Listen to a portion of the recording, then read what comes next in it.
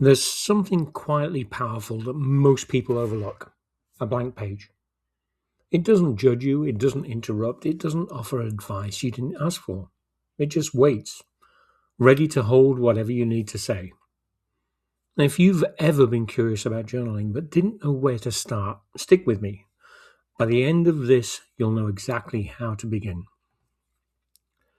Hi everyone, I'm Steve from Pages of Possibilities, and today we're talking about journaling basics.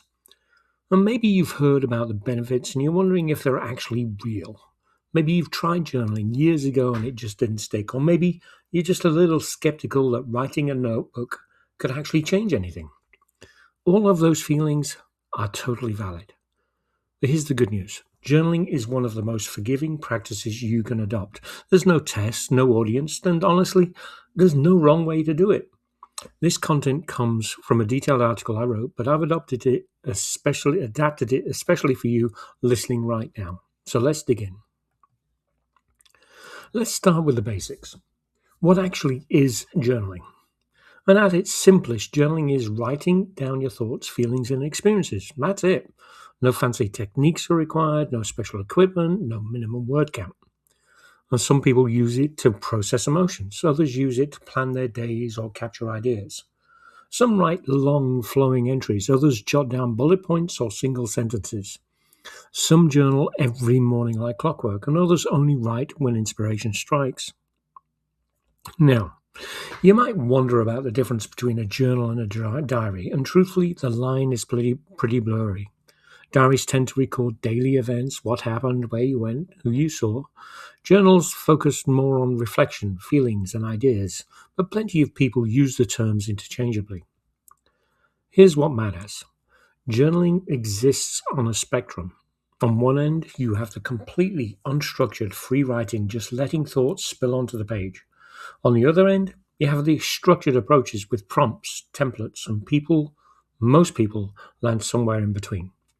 Here's the key: there is no correct way to journal. The best approach is whatever gets you writing and keeps you coming back.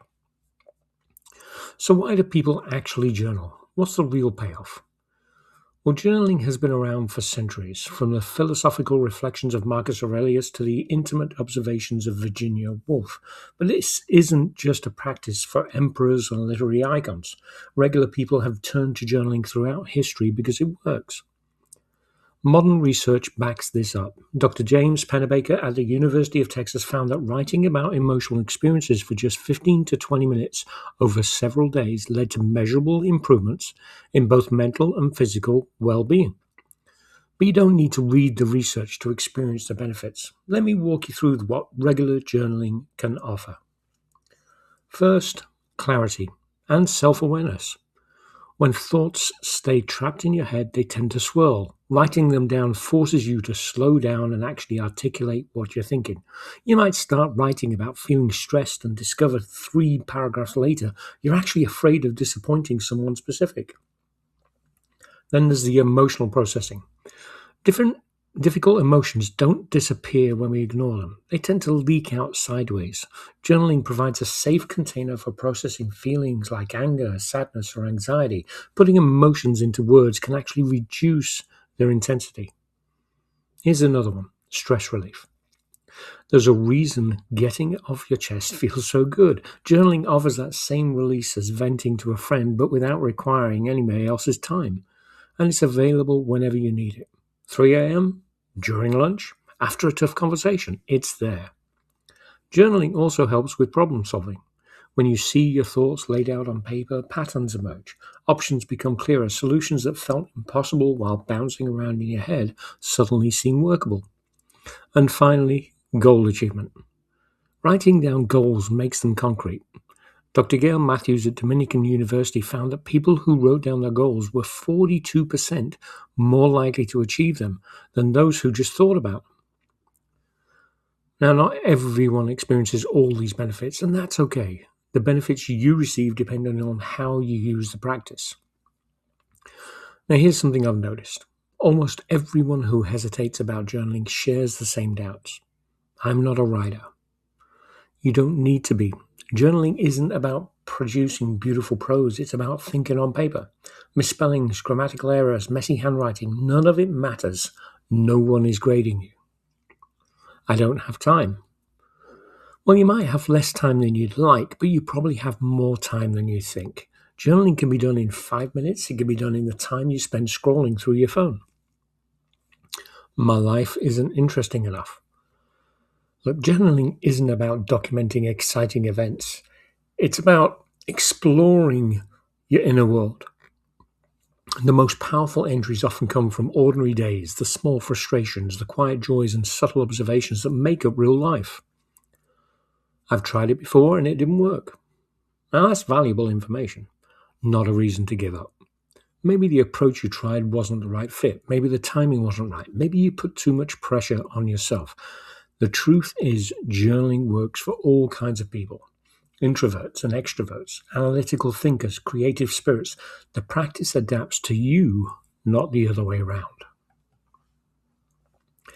Okay, let's get practical. How do you actually start?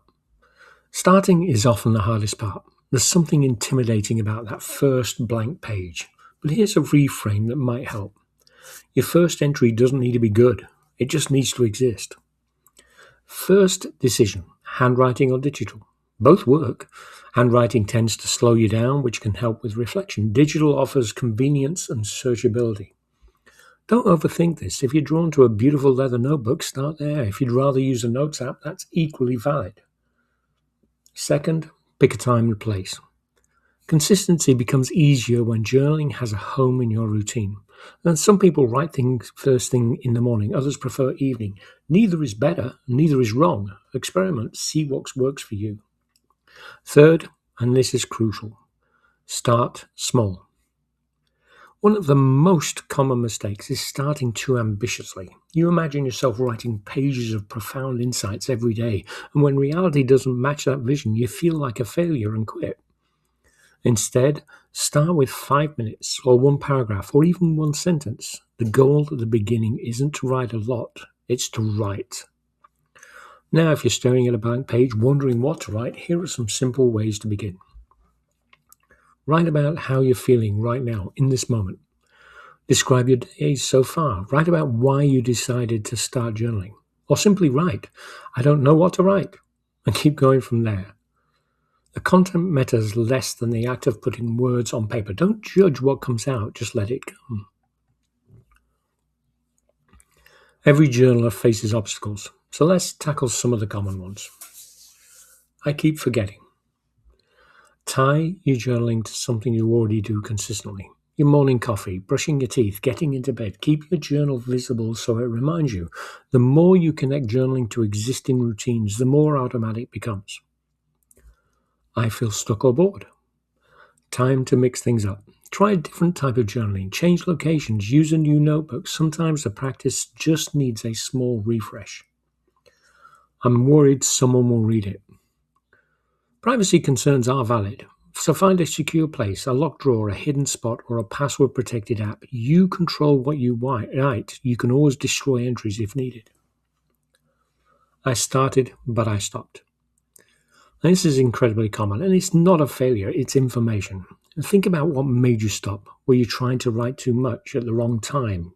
Use what you learned to adjust your approach. Every restart is a fresh beginning.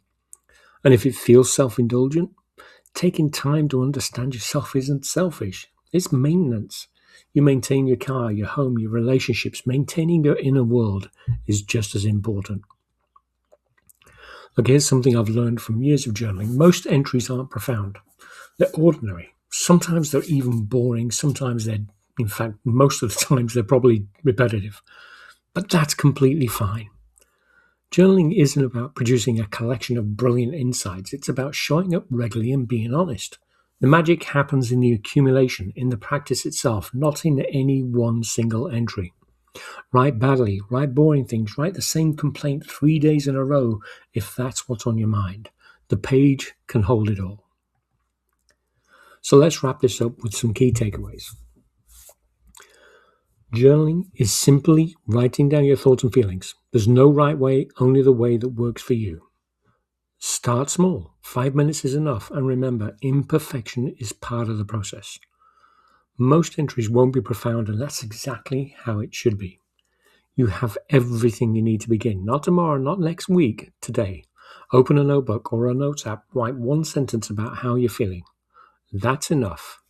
That's the beginning. Now, if you want to go deeper, I've linked the full article in the description below. It has even more detail on different journaling approaches and techniques. And there's something special if you head over to Pages of Possibilities website. You can download a free 30-day positive affirmations journal. It's a great way to build your journaling habit with some structure and guidance. And the link's in the description.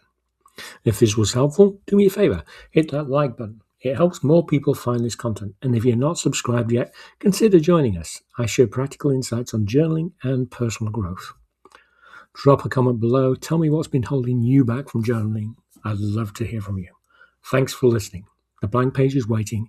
It's ready to become whatever you need it to be. See you in the next video.